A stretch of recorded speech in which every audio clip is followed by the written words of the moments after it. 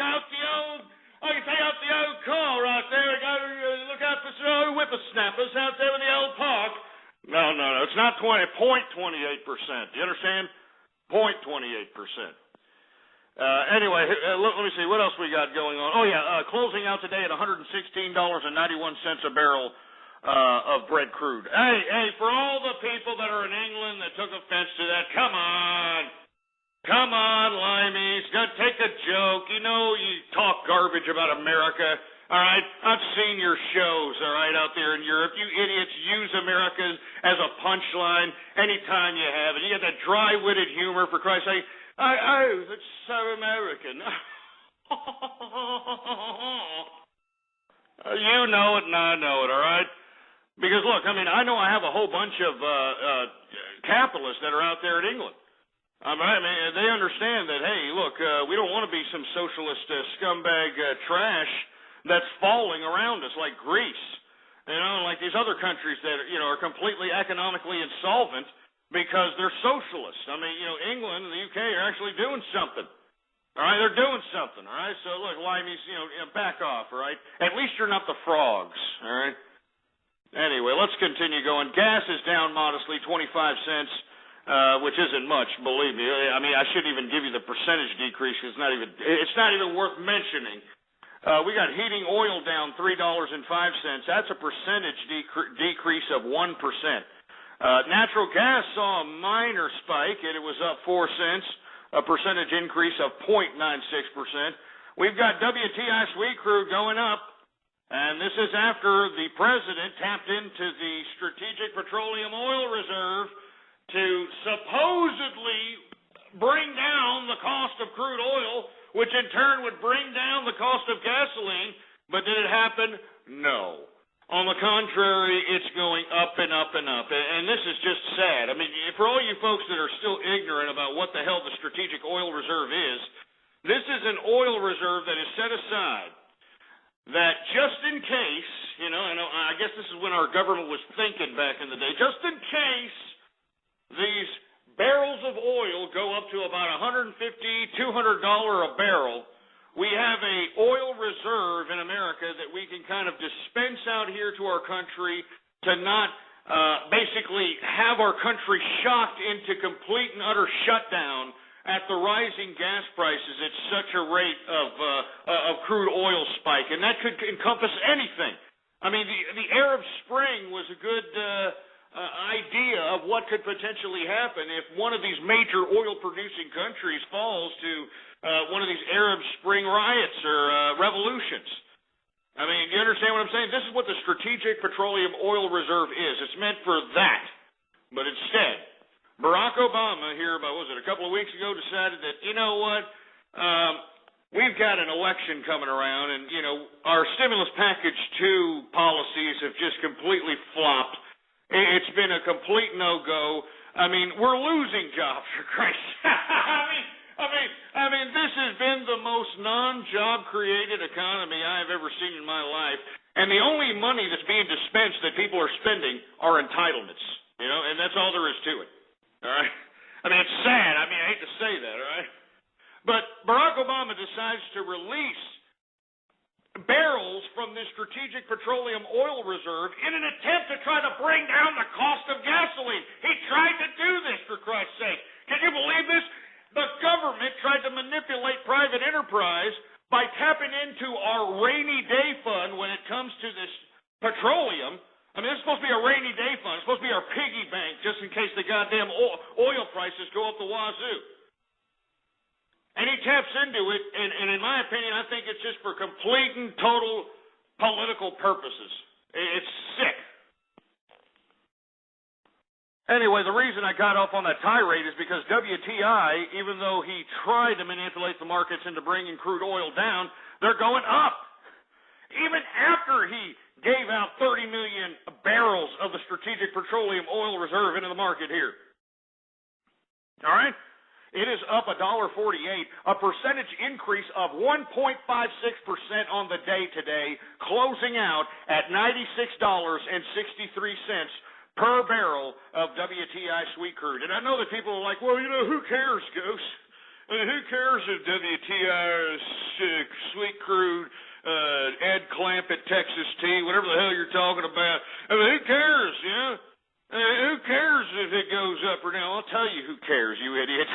I mean, do we remember this past February, March, April, when we saw the spike in gasoline? Well, that was because there was a spike in WTI sweet crude. We saw a spike in commodities. That means everything that you consume at the grocery store, that you eat. We saw a spike not only because there was an actual shortage due to some atmospheric disturbances at the time that kind of took out some crops, but on top of which, when you see an increase in energy prices a la WTI sweet crude, that means that the truckers that get the crops from the producers to the retailers have to relay the cost of gasoline to those on the consumer end, the people that are consuming the products that they are delivering. It's as simple as that, folks. I mean, if you really look at economics and if you really look at how capitalism is working out here, you'd be able to realize and say, hey, wait a minute. I think I can capitalize out here, because you can. You can, baby. And I'm encouraging all of you, and it doesn't matter where you are, all right, no matter where you are across the world, I'm challenging you. Let's live lavish together, baby, all right? I know that there's going to be a lot of people that are going to say they just can't do it. There's going to be a lot of people that are going to say, oh, I just can't do it. But what can't they do? Capitalism is very simple, man. It's very simple. You go out and you go to work. You work hard. You come home. You get paid, you know. You have to pay taxes in the government, and the only reason why capitalists should pay taxes is because the government is preserving the protection of private property, and they are protecting the rule of law. Because without the rule of law and the protection of private property, well, there ain't no capitalism. Hello, McFly. There ain't no capitalism. But when taxpayers like ourselves, the hard-working man, the businessman, the individuals that are actually contributing to this government, when they are being shunned and individuals that are mooching off of civilization are being protected at more of a rate than those that are actually holding private property, there is a severe problem. There's a severe problem. Anyway, let me move on, for Christ's sake. I mean, hopefully you people can absorb that and realize, hey, no kidding, Ghost. I mean, this is all affecting us. I mean, I want to live lavish. I got to figure out how to parlay. You got to know how to move money, baby. It's not about how much money you make. It's how you move it. You understand? The richest people in the world that are living the most lavish aren't necessarily on-book rich. They just know how to move money, baby. That's all there is to it. And, you know, someone like myself can just kind of put you towards the way. But this is a complicated system, and I'm not going to sit here and give you every single answer. Like, look, this is what you do. You go here and go here and here. And that's what's unfortunate about our society. They want the quick buck, you know, the lottery hit, the big score. There ain't no such thing as the big score, assholes. Haven't you noticed that every one of these idiot lottery winners that win, if you look into, you know, where are they now lottery type of situations, most of them, the majority of them end up in Skid Row, broke, their families hate them. I mean, it's disgraceful. Why? Because it's not whether or not you get the big score, it's how you move your money, baby. That's how you stay rich. Getting it is the easy part. Getting it is the easy part. Moving it and keeping it, that's the hard part. That's what makes you a capitalist, baby. You understand? Because, look, I mean, how many people you know in Celebrityville, just thinking about celebrities, how many people you know used to be something, they used to make millions of dollars, they were like, yeah, baby, I'm living lavish, baby, too legit to quit, yeah, bring it down now. How many people you know that were like that were making, you know, 30 million, 25 million, whatever they made, and all of a sudden they're flat broke? How does that happen? How does that happen? I'll tell you how it happens. They don't know capitalism. They don't know shit from Shinola, and that's what's going to separate you, the listener of the True Capitalist radio broadcast, from everybody else. All right? That's what's going to, I mean, you ain't going to be like MC Hammer over here, you know, too legit too legit to quit. This idiot made $25 million in, like, what was it, 1991, 1990, something like that. $25 million. Old MC Hammer, right? And he is flat broke. He was flat broke, what was it, like 4 or 5 years later.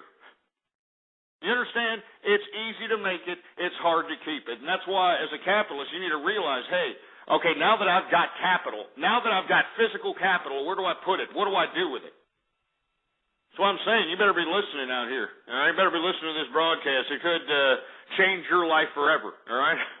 And look, and let me tell you something. If anything I say on here actually makes you money and actually makes you prosper, you know, puts you in a direction where you're actually thinking about entrepreneurial concepts, being an innovator, being an investor, whatever the case might be, all I want is some props, baby. All right? That's all I want. That's all I want is some props. All right? As a matter of fact, let me go ahead and give me a drink here. I got some cognac. You know what I'm saying? I got some Louis here. Oh, yeah, I got some cognac. Smells great. Let me go ahead and take a sip of this.